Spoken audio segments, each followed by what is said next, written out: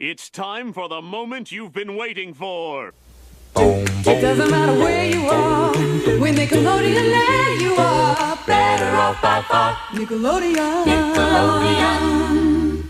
Well, you all knew that this one was coming. Do you recall the most famous Nicktoon of them all? And after, a few dozen reviews on the show, you're probably wondering what I have to say about it. Well, maybe I'll find something that I haven't talked about before. I have talked about the individual episodes quite often, but I don't think I've really talked about the entire show, beyond how it's not as good as it used to be or how it's getting better than it used to be. So, let's talk about SpongeBob SquarePants as a show. I think that as a whole, SpongeBob is a good show. I don't think that it's the greatest thing ever or the height of cartoon comedy as some people hold it up as, but when SpongeBob is good, it's pretty damn good. It was originally one of those shows that I would watch when something better wasn't on. Like I said in the Ren and Stimpy video, I'm not too keen on shows that focus mainly on the comedy, like SpongeBob did. It might be why I'm more lenient on SpongeBob episodes that manage to tell me a good story. When SpongeBob first came out, I was much more likely to watch Powerpuff Girls or Courage or Ed, Edd n Eddy. SpongeBob was a fine show, but to me, it really couldn't compete with what was going on in Cartoon Network at the time. Especially because the first season wasn't too good. Yeah, I'm probably gonna be throwing some unpopular opinions out there, but season 1 of SpongeBob has aged pretty poorly. It's not horrible or anything,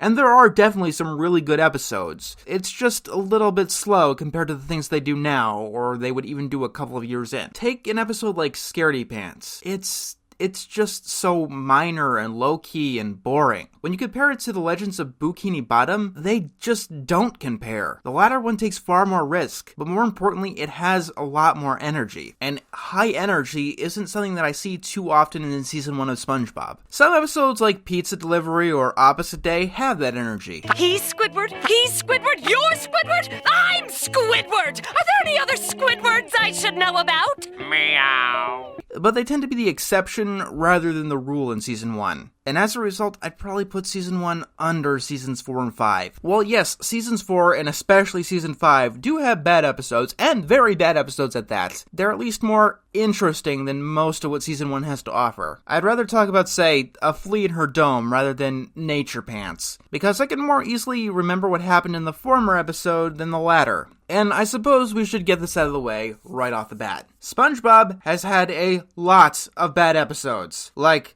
a lot.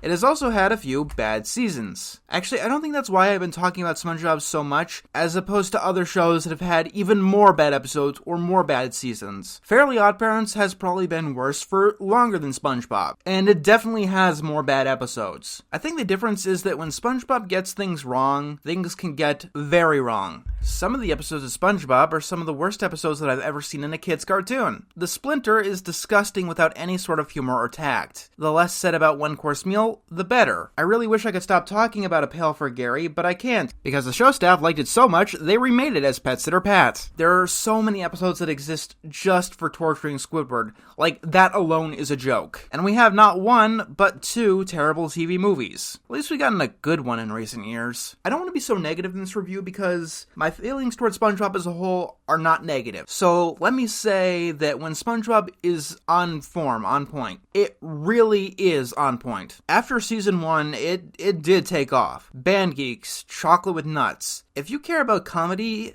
especially in animation, these are must-sees. Season 4, and yes, Season 5, I could probably throw into the show's golden age. I mean, I threw so many episodes of Season 5 onto my top 25 modern SpongeBob episodes list, because they really do hold up with the originals. Yeah, Season 4 and 5 have some bad episodes, but the bad episodes in those seasons, with a couple of notable exceptions, aren't that bad in the grand scheme of things. In fact, Season 4 and 5 probably have less bad episodes than, say, The Loud House. And I really like that show as well. If you stay away from seasons 6 through 8, you'll probably have a good time with SpongeBob. There are definitely some gems in those seasons, like Planet of the Jellyfish. I'm ready for my close-up, Mr. Director. Very well. Loose the pants! 2 hours later. Sorry about the scabies. But it's probably worth cutting them out if it means you'll miss out on things like the Pet Sitter Pats, or the Are You Happy Nows? That episode is just depressing, and I've talked enough about Truth or Square. At this point, though, I'm just listing episodes. So, finding something new to say about SpongeBob after so many reviews. How about this? Season 11 is my favorite season of the entire show.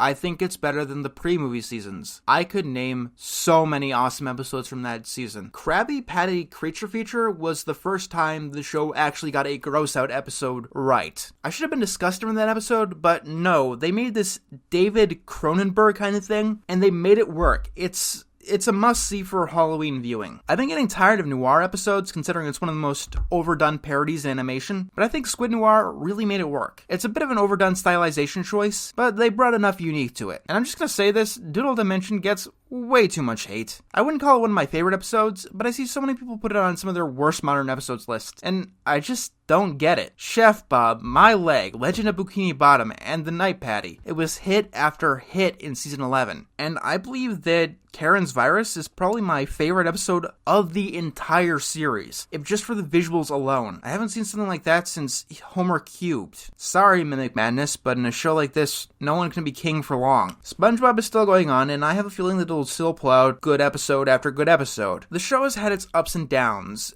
That is something that is certainly hard to deny. I don't think that it's ever been the best or the worst show out there, but it has been pretty good and pretty bad. At the moment, we're at the height of another peak, but if the show continues to go on, as it probably will continue to go on, I won't be surprised if one day we're in another valley, as the show continues to go on, especially since we recently unfortunately lost its creator, Steven Hillenburg. But with 20 years gone by, it is certainly impressive what SpongeBob has done up to now. There are many shows that go on forever and ever and never get any better. Simpsons, Family Guy, Fairly Odd Parents. They've all run their course, and most of them still continue on without any signs of stopping, no matter how much their viewership falters. SpongeBob was one of the few times that I've ever seen any show like this rise up from the ashes, and it was something to behold.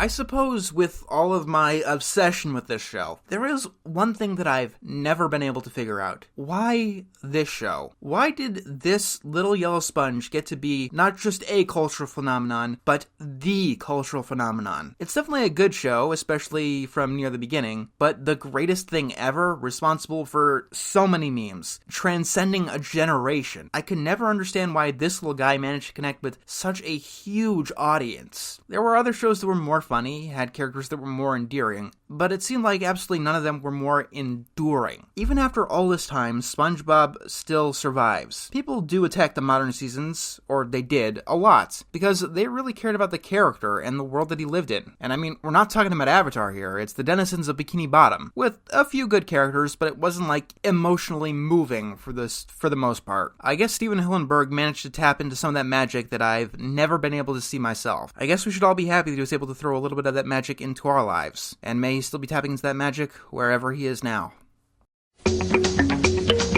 Next on Nickelodeon. Someone once told me the grass is much greener on the other side.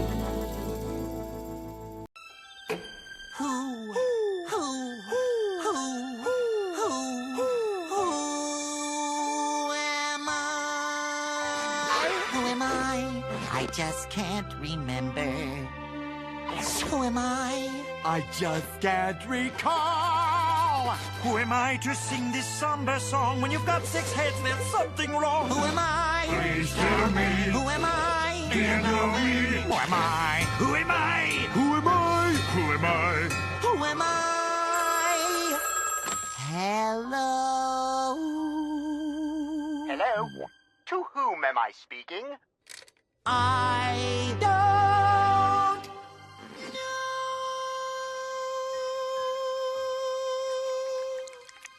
know.